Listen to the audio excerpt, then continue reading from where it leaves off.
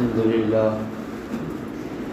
لله رب العالمين والصلاة والسلام على رسوله الكريم أما بعد فأعوذ بالله من الشيطان الرجيم بسم الله الرحمن الرحيم إنا نحن نزلنا الذكر وإنا له لحافظون وقال تعالى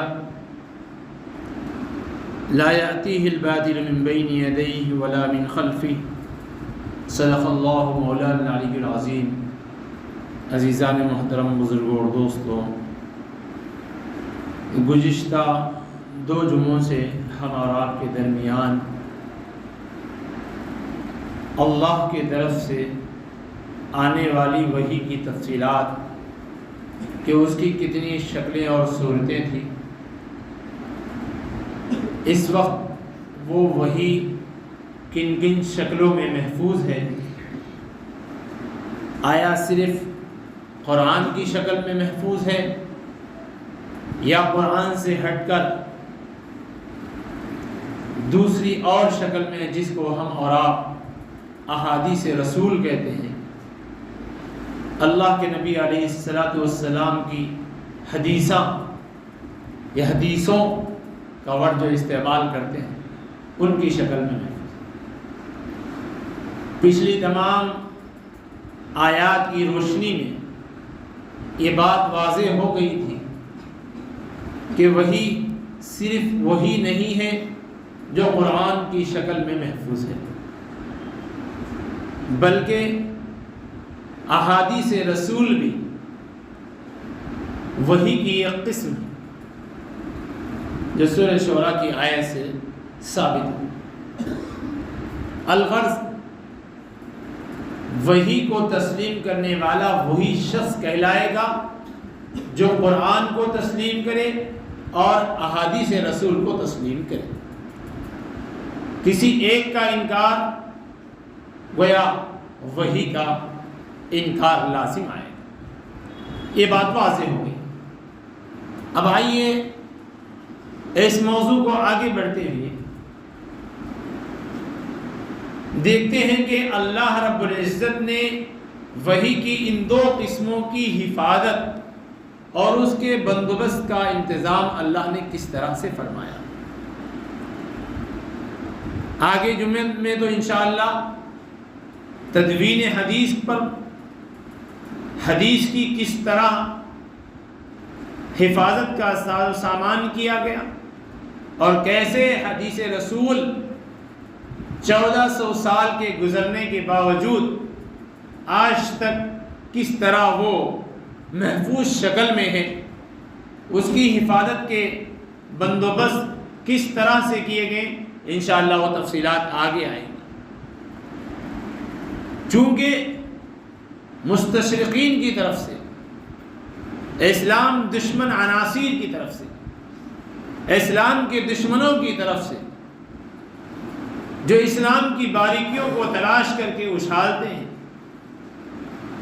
اور دین سے ناواقف لوگوں کے دلوں میں شکوک و شبہات پیدا کرتے ہیں، ان کے دلوں میں شک ڈال دیتے ہیں، وہی مستشرقین کا، وہی شک و شبہ پیدا کرنے والوں کا ایک حصہ قرآن کی آیات کے تعلق سے بھی،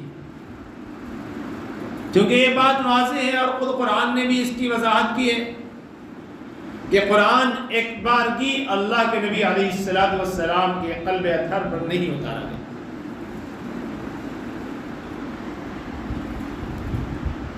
بلکہ اللہ رب العزت نے وقفے سے اس کو اتارا ہے۔ تو اب جب 23 سالہ زندگی میں تھوڑا تھوڑا کر کے نازل ہوا ہے اور کوئی کتابی شکل میں نہیں اترا، تو پھر ظاہر سی بات ہے جو لوگ قرآن کی ان آیتوں اور ان سورتوں کو کتابی شکل دے رہے ہیں، ہو سکتا ہے کہ اس میں اپنی طرف سے کوئی تبدیلی کر لی ہو، چونکہ قرآن کتابی شکل میں آسمان سے نہیں اترا، لوگوں نے اس کو کتابی شکل دی، تو ہو سکتا ہے کہ اس کے اندر کتاب کے پیش کرنے میں، کتاب کو لکھنے میں کچھ اپنی طرف سے حذف و اضافہ ہو گیا ہو، کمی زیادتی ہو گئی ہو، تو اس قسم کے شبوں کو، شک کو سامنے لا کر قرآن کے بارے میں بھی شک و شبہ پیدا کیا جانا یقینی تھا۔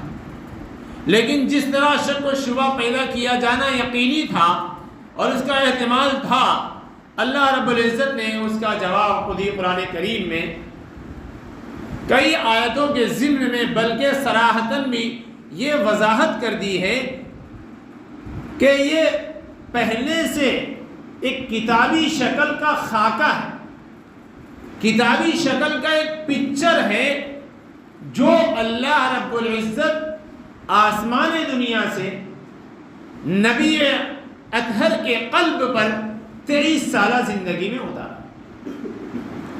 ہم اس کی ریسرچ کرنے کے لیے، اس کی تحقیق کرنے کے لیے، اس کو صحیح ماننے کے لیے بہت زیادہ لمبے ریسرچ کی اور بہت زیادہ تحقیق کی ضرورت نہیں ہے۔ قرآن کریم کی پہلی سورت سورہ فاتحہ کے بعد سورہ بقرہ ہے۔ سورہ بقرہ کی پہلی آیت میں اللہ رب العزت کیا فرما رہے ہیں؟ ذالک الکتاب، ظاہر سی بات ہے، ذالک الکتاب لا ریب فیہ۔ اس میں دو باتیں اللہ رب العزت نے وضاحت سے بیان فرما دی۔ ایک بات تو جو ہمارا موضوع اس وقت چل رہا ہے، کتابی شکل میں آج ہمارے سامنے جو محفوظ ہے اس کی ایک ترتیب ہے، سورتوں کی ایک ترتیب ہے، آیتوں کا ایک سیٹنگ ہے، یہ پوری کتاب کی شکل میں موجود ہونے کی خبر خود اللہ رب العزت اس آیت کریمہ میں دے رہے ہیں۔ ذالک الکتاب، یہ کتاب پہلے سے۔ پھر آگے دوسرا جو جملہ ہے لا ریب فیہ، کہ اس کتاب کے کتاب ہونے میں، اس کتاب کے ہدایت اور رہنما ہونے میں، اللہ کی طرف سے بھیجے جانے میں کسی قسم کے شک و شبہ کی کوئی گنجائش باقی نہیں رہی۔ قرآن نے ڈکلیئر کر دیا، ایک تو یہ بتا دیا کہ یہ کتاب ہے، الگ الگ مضامین ہیں اگرچہ اترنے کے اعتبار سے، لیکن اصلاً وہ پوری ایک کتابی شکل موجود ہے جو اللہ کی ذات سے نکلا ہوا کلام ہے، جس کو کتابی شکل دینا اللہ کی مشیت میں طے ہے، جس کی وجہ سے اللہ فرما رہے ذالک الکتاب۔ پھر یہ بات کہ اس میں کسی قسم کا شک و شبہ نہیں ہے، اس کی وضاحت اللہ رب العزت نے دوسری آیت میں فرما دی۔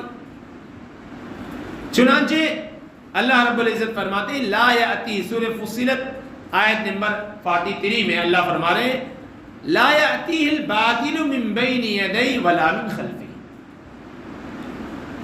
باطل، ناحق، یعنی وہ حصہ یا وہ باتیں یا وہ کلام جو قرآن کا نہیں ہے، قرآن کا حصہ نہیں ہے، وہ کسی طرح سے قرآن کا حصہ نہیں بن سکتی۔ یہ گویا گارنٹی خود اللہ رب العزت دے رہے ہیں۔ لا یأتیہ الباطل من بین یدیہ ولا من خلفہ، نہ آگے سے نہ پیچھے سے کوئی گنجائش غیر کلام کی، غیر قرآن کی، قرآن کے اندر شامل ہونے کی کوئی گنجائش نہیں۔ کتابی شکل کیا آیا یہ اللہ کے نبی علیہ السلام کے زمانے سے ہی لکھی جاتی تھی، یا پھر اللہ کے نبی علیہ السلام کے دنیا سے چلے جانے کے بعد قرآن کو ایک کتاب کی شکل دی گئی؟ ہو سکتا نا، ہم اور آپ جانتے ہیں کہ اللہ رب العزت نے وقفے وقفے سے قرآن کو اتارا، اور لوگ جیسے جیسے اترتے تھے اللہ کے نبی علیہ السلام صحابہ کو بتاتے اور خود بھی یاد کر لیتے، بلکہ جبرائیل امین آپ کا دور بھی کرا دیتے، جیسا کہ حدیث میں تذکرہ اس کا ہے، اور لوگ اور صحابہ اکرام بھی اس کو یاد کر لیتے۔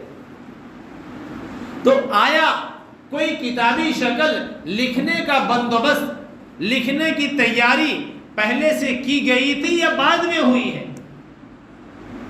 اس کا ثبوت بھی قرآن سے ملتا ہے۔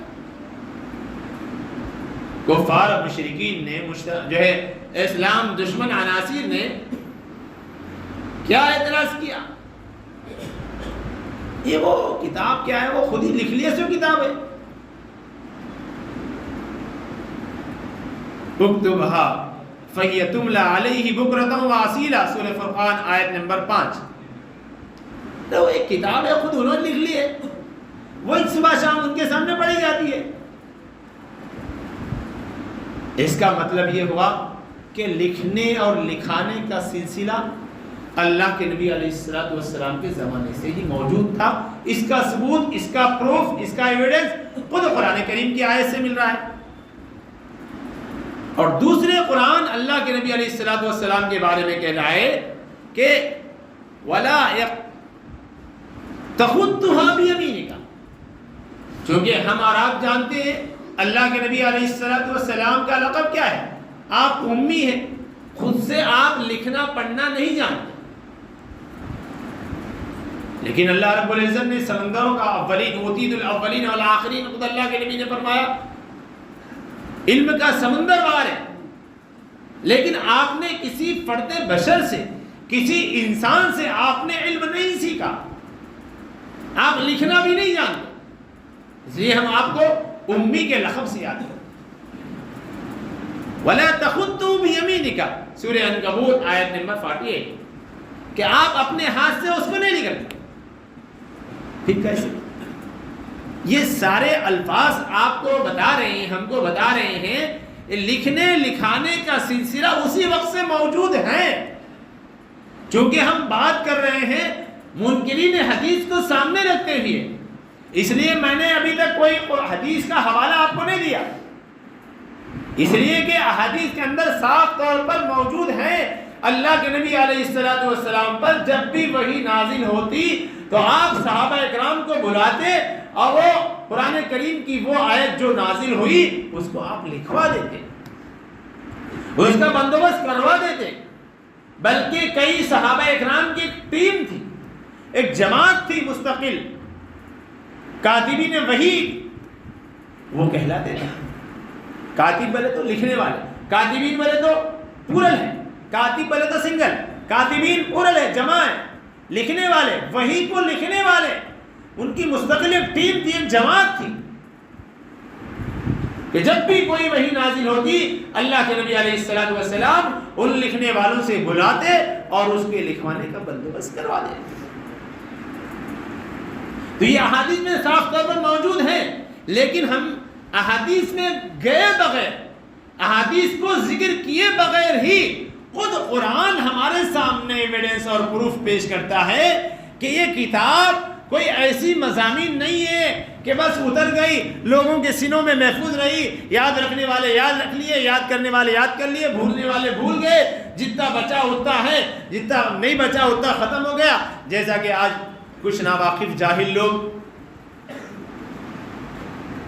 کہتے ہیں کہ 40 پارے اترے تھے قرآن کے، اتنے اترے تھے، اس میں سے 10 پارے بکری کھا لی، اتنا اس میں سے غائب ہو گیا۔ اس قسم کی غلط باتیں آتی رہتی ہیں۔ تو ان تمام چیزوں کو سامنے رکھتے ہوئے ہم قرآن کریم کی آیات سے دیکھتے ہیں، غور کرتے ہیں کہ آیا قرآن کا جو نزول ہوا، وحی کی شکل میں قرآن کا جو حصہ نازل ہوا، اس کے محفوظ کرنے کی، اس کو لکھنے لکھانے کا بندوبست اللہ کے نبی علیہ السلام کے زمانے میں تھا یا نہیں تھا، اس کو صاف کرنا دے۔ اسی طرح سورہ طور میں ہے وَالطُّورِ وَكِتَابٍ مَّسْطُورٍ فِي رَقٍّ مَّنشُورٍ، سورہ طور آیت نمبر 1 شروع میں قسم ہے کوہ طور کی اور لکھی ہوئی کتاب کی جو باریک جھلی کھلی ہوئی لکھی ہوئی کتاب ہے، جھلی پر لکھی ہوئی۔ تو یہ آیت بھی صاف بتا رہی ہے کہ قرآن کریم کو لکھے جانے کا سلسلہ اول دن سے ہی اللہ کے نبی علیہ السلام کیا۔ اب آئیے، اور میں نے جو شروع میں آیت تلاوت کی اِنَّا نَحْنُ نَزَّلْنَا الذِّكْرَ وَإِنَّا لَهُ لَحَافِظُونَ، ہم نے قرآن کو نازل کیا اور ہم ہی اس کی حفاظت کرنے والے۔ قرآن کے الفاظ ہی کو نہیں بلکہ سورہ قیامہ کی ایک آیت ہے، إِنَّ عَلَيْنَا جَمْعَهُ وَقُرْآنَهُ فَإِذَا قَرَأْنَاهُ فَاتَّبِعْ قُرْآنَهُ ثُمَّ إِنَّ عَلَيْنَا بَيَانَهُ۔ سورہ قیامہ کی آیت ہے جس میں کئی ایک اہم باتیں ذکر کی گئی ہے، حضرات مفسرین نے اس کو بیان کیا۔ ہم جو قرآن آپ کے اوپر اتار رہے ہیں نا، 13 سال کی زندگی میں آپ پر جو اتار رہے ہیں، اس کو ہم پورے طور پر جمع بھی کریں گے، اس کی سیفٹی، اس کی حفاظت جمع نہ ہو، ہم اس کو جمع کریں گے، اس کو اکٹھا کریں گے۔ ایسا نہیں کہ وقفے وقفے سے اترنے کی وجہ سے ایک محفوظ شکل میں نہ رہے اور بکھر جائے، منتشر ہو جائے، نہیں، خود قرآن کہتا ہے اِنَّ عَلَيْنَا جَمْعَهُ، ہم اس کو جمع کریں۔ آیا صرف جمع کر کے کیا کریں گے؟ دنیا میں بہت ساری ایسی کتابیں ہیں جو اکٹھا کر کے لکھ کے محفوظ رکھ دی گئی ہے، صرف محفوظ رکھنے سے فائدہ کیا ہے؟ جب تک اس کو پڑھا نہ جائے، جب تک اس کو سمجھا نہ جائے، تو کتاب کو ایک جگہ جمع کر کے رکھنے سے کیا فائدہ؟ اللہ آگے کے الفاظ میں یہی بیان فرما رہے ہیں، ثم ان علینا جمعہ وقرآنہ، ہم اس کو بھی پڑھائیں گے بھی، صرف جمع کر کے اس کو سیو کر کے رکھنا ہی نہیں بلکہ اس کا پڑھانا بھی ہمارے ذمے۔ 1400 سال سے پڑھا رہے اور آج تک بھی پڑھا رہے اور قیامت تک بھی پڑھی جانے والی ہے کتاب۔ دنیا کی کوئی ایسی کتاب نہیں ہے جس کا اتنے بار، اتنے انداز میں کروڑوں اربوں کھربوں لوگ اس کو صرف پڑھتے ہو۔ آج کچھ نادان جاہل لوگ پڑھ رہے ہیں۔ قرآن خالی پڑھنے سے کیا فائدہ؟ قرآن صرف پڑھنے سے کیا فائدہ؟ قرآن تو سمجھنے کی کتاب ہے، ہاں واقعتاً سمجھنا ہے، لیکن پڑھنے کا انکار جہالت ہے، گمراہی ہے، قرآن کی اس آیت کا صاف انکار ہے۔ خود قرآن بولا ہے، قرآن اس کو پڑھا، قرآن کے معنی اقرأ یقرأ، پڑھنا، قرآن کا نام ہی قرآن اس لیے کہ وہ پڑھی جانے والی کتاب ہے۔ فَإِذَا قَرَأْنَاهُ فَاتَّبِعْ قُرْآنَهُ، پڑھے جائیں، جب ہم آپ کے سامنے پڑھ کر سنائیں تو آپ اس کی اتباع کیجیے۔ تو پوری دنیا میں سب سے زیادہ، بلکہ اس کے دور دور تک بھی 10% تک بھی پوری دنیا کی کوئی کتاب اس کا مقابلہ نہیں کر سکتی جتنا کہ قرآن پوری دنیا میں پڑھا جاتا ہے۔ تو اللہ پورا اکٹھا کرنے کی بھی ذمہ داری لے رکھا ہے، اس کے پڑھانے پڑھنے کی بھی ذمہ داری لے رکھا ہے، اور پھر آگے کیا فرمایا؟ ثم ان علینا بیانا، اس کا بیان، اس کی وضاحت، اس کی تشریحات، اس کی تفصیلات، اس کی تفاسیر، اس کو سمجھنے، اس کو سمجھانے، اس کا سلسلہ بھی ہم اپنے ذمہ لے رکھا ہے۔ یہی وجہ ہے کہ قرآن آخری زمانے تک، قیامت تک جو ہدایت ہے، رہبری اور رہنمائی کرنے والا ہے۔ آج دنیا 1400 سال پہلے کو اگر آپ دیکھیں، کمپیئر کریں، دنیا کہاں سے کہاں پہنچ گئی۔ خود ہم اپنے 40 سال کا اپنے ہوش سنبھالنے کے بعد سے اب تک کا تجربہ دیکھیں، کتنی ٹیکنالوجی بڑھ رہی، کتنے نئے نئے چیزیں پیدا ہو رہے، اور لوگوں کی سہولیات کے لیے کتنی چیزیں بڑھ رہے۔ ظاہر سی بات ہے، جب لوگوں کے لیے سہولیات بڑھیں گے، لوگوں کے استعمال کرنے والی چیزیں بڑھیں گی، لوگوں کے آرام کے لیے، لوگوں کی اور نفع رسانی کے لیے الگ الگ چیزیں پیدا ہوتی رہیں گی، تو ان کے پیچھے ان کو استعمال کرنے، اس کے جائز ہونے ناجائز ہونے کے سارے مسائل تو پیدا ہوں گے۔ پھر ان کی تشریحات کیسے ہوگی، اس کا حل کیسے نکلے گا، جبکہ قرآن تو کہہ رہا ہے۔ اس لیے اللہ رب العزت نے فرمایا ثم ان علینا بیانا، اس کی تفصیلات، اس کی تشریحات، اس کی تفاصیل، اس کی بھی حفاظت ہمارے ذمے ہے۔ قرآن کو بھی محفوظ کریں گے، قرآن پڑھائیں گے بھی، اور قرآن کے معانی و مفاہیم کو بھی ہم محفوظ رکھیں گے۔ یہی احادیث اور تفسیر کے ضمن میں قرآن کی آیات و تلاوات محفوظ ہیں۔ تو الغرض میں نے مختصراً 2 چند آیتوں کا انتخاب کر کے آپ کے سامنے یہ بات پیش کرنے کی کوشش کی ہے کہ قرآن اگرچہ 23 سالہ زندگی میں وقفے سے اترا ہے، لیکن قرآن کا ایک ایک جملہ، بلکہ ایک ایک حرف، بلکہ اس سے آگے ایک ایک زبر، ایک ایک زیر، ایک ایک نقطہ اللہ نے اس کی حفاظت کا بندوبست کیا ہے، اس کے محفوظ رکھنے کا بندوبست کیا ہے، جس کا ریفرنس خود قرآن پیش کرتا ہے۔ لہذا قرآن کی صاف آیت لا ریب فی اپنی جگہ کہ اس میں کسی قسم کی شک و شبہ کی گنجائش نہیں ہے۔ اسی طرح قرآن کا یہ اعلان لا یاتیہ الباطل من بین یدیہ ولا من خلفہ، نہ اس کے آگے سے نہ اس کے پیچھے سے کوئی حصہ غیر قرآن کا جو قرآن نہیں ہے وہ قرآن کا حصہ نہ آج تک بنا اور نہ قیامت کی صبح تک بن سکتا ہے۔ اللہ نے اس کی حفاظت کا ذمہ اس طرح سے لے رکھا ہے۔ انشاءاللہ اگلے جمعے میں احادیث کو بھی اللہ رب العزت نے کیسے حفاظت کا ساز و سامان بندوبست کیا ہے اور کیسے حدیثیں محفوظ ہیں۔ جیسے لوگ قرآن کے بارے میں شک و شبہ میں ڈالنے کی کوششیں کر رہے ہیں، ایسے ہی حدیثوں کے بارے میں بھی شک و شبہ پیدا کر رہے ہیں۔ انشاءاللہ العزیز احادیثوں کی حفاظت کا بندوبست کس طرح سے کیا گیا ہے انشاءاللہ اگلے موضوع میں وہ بات آئے گی۔ اللہ تعالیٰ سے دعا ہے کہ اللہ تعالیٰ صحیح معنوں میں ہم سب کو قرآن سمجھنے اور اس پر کامل یقین نصیب فرمائے، گمراہی اور ضلالتوں سے اللہ حفاظت فرمائے۔ وآخر دعوانا